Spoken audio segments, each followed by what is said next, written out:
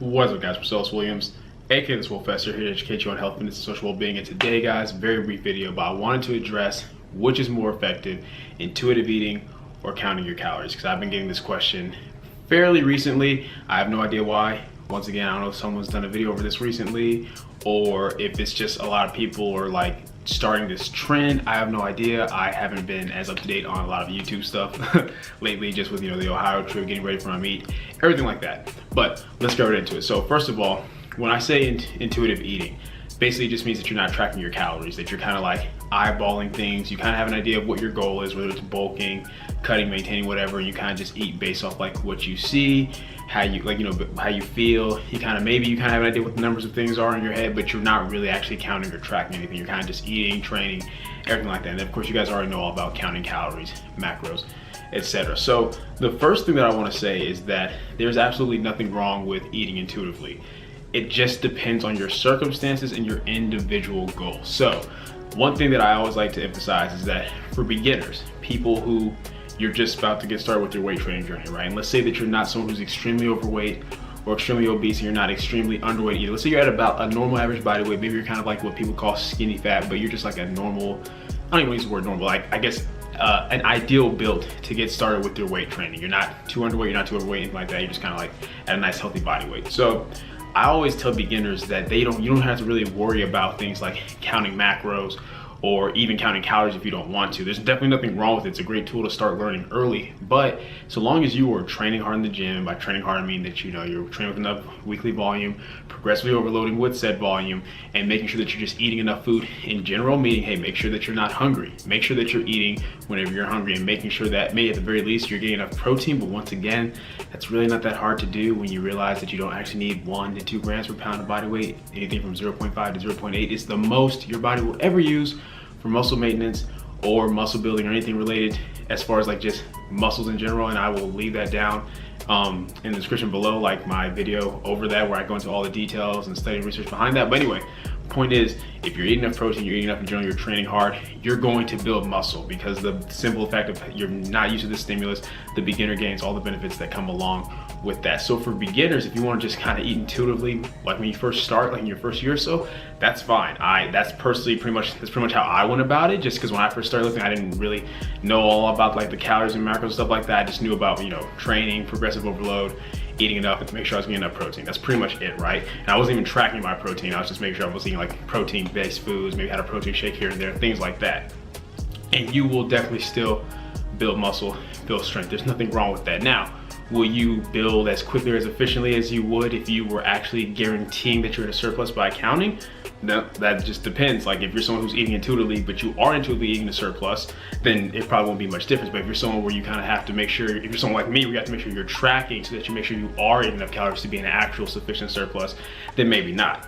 Now, for advanced lifters who people who've been lifting for years, you have been counting your calories and macros and stuff for a long time. You know your body, you know what your body responds to. You can kind of tell when you're in a surplus, even though you don't know for sure, but you have an idea of like, okay, I'm in a surplus. I'm able to look in the mirror, I'm able to take my measurements, I'm able to check the scale and see the averages of how things are working. I can see that I'm gaining weight at the rate that I want or losing weight at the rate that I want, and that's totally fine. A lot of people who've been lifting for a long periods of times, they can eat more intuitively, or they can eat more intuitively during certain times. Like I know a lot of people, they eat more intuitively when they bulk.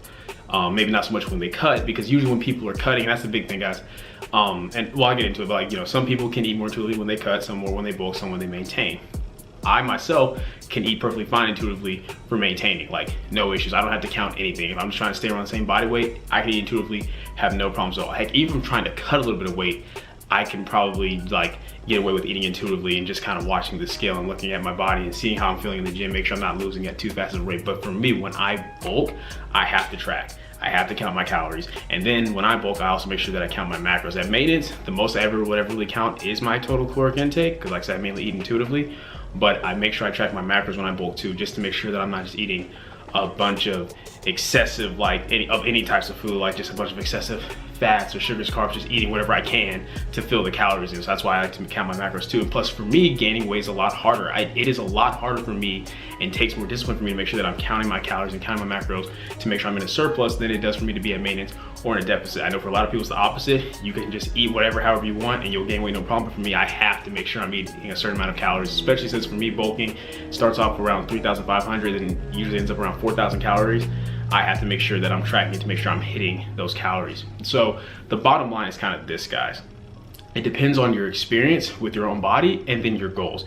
Personally, I believe that you should always be tracking if you're working towards a specific goal by a specific deadline. So if you're trying to gain or lose weight for a certain type of competition, whether it's powerlifting, bodybuilding, MMA, wrestling, whatever your sport is, then yes, I don't think it's worth the risk of leaving the chance of, well, I hope I'm eating enough, or I hope I'm eating enough under maintenance. No. Just track because you're working towards a specific goal by a specific deadline. If it's something like, hey, I want to be at this weight or this body fat percentage by the time I go to, by the time I go like on my vacation or something like that. Now, if you're someone where you don't necessarily care, like to that degree, you don't have to be a certain number. For you, it's more about, I'm just trying to kind of look around like, this way by, this few months, and you're seeing your progress in the mirror, you're eating intuitively, and you're fine with that, that's totally okay. So basically for beginners, that's fine. For advanced lifters who've been doing it for a long time, and that's fine as well. But really for my intermediate lifters or for my people who are just working towards a specific goal, I think it's very important to do that. If you're someone who's overweight or obese, I think it's very important to track. If you're not tracking your macros, to track your total caloric intake to make sure you're in that deficit to lose weight. Why? Well, because your goal is to just get to a healthy body weight, like a healthy body fat percentage. That's the main thing. Let me make that clear. Healthy body fat percentage, not so much weight, but healthy body fat percentage. That's your goal, that's your focus.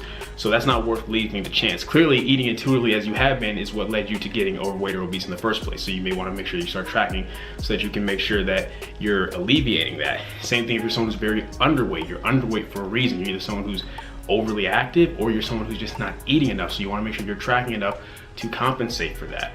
But once again, it just kind of depends on your goals. It's not so much that one is more ideal for from a muscle growth perspective, so much as it's more based upon your lifestyle. Like I said, if you're a beginner and you're making sure that you're eating enough, you're putting high enough, you're gonna get those beginner gains. If you're an advanced who's been looking for a long time, you've already put on most of the muscle mass you're gonna get, you can look at it one of two ways: that, hey, I'm just gonna eat intuitively, I know my body, and just enjoy myself and train hard. Or if you're like, hey, I'm trying to get that last 0. whatever percent of muscle I can, then maybe you will track so that you can make sure you can be as on point with your surplus as possible without putting on unnecessary fat. But the bottom line, guys, is that both methods work. It's pretty much just based upon your goals and what you're currently trying to do. I think for anyone who's more about, like, you like structure, you like scheduling, you like knowing what's going in your body, like that, I think tracking is a great idea. And I think it's a more optimal way of going about it in general, just because that way you'll really know what you're doing. Because if you think about it, guys, even when we're tracking calories and macros, those are estimates. Like, if we take 2 bags of the same type of product, there's no way that there's the exact same amount of food in one bag as the other. You know what I'm saying? Like let's say it's like chicken or something. There might be smaller pieces of chicken in one bag than in the other. So even when we're counting, it's still really much just close estimates. It's pretty much very, very close estimates, and we're trying to look at weekly trends. That's why you look at yourself in the mirror, your weigh-ins, your measurements, everything like that, right? That's the importance of doing that, because it is just an estimate. When you're eating intuitively, it's completely guesstimating everything. Like, it's kind of going based off how you feel and how you look.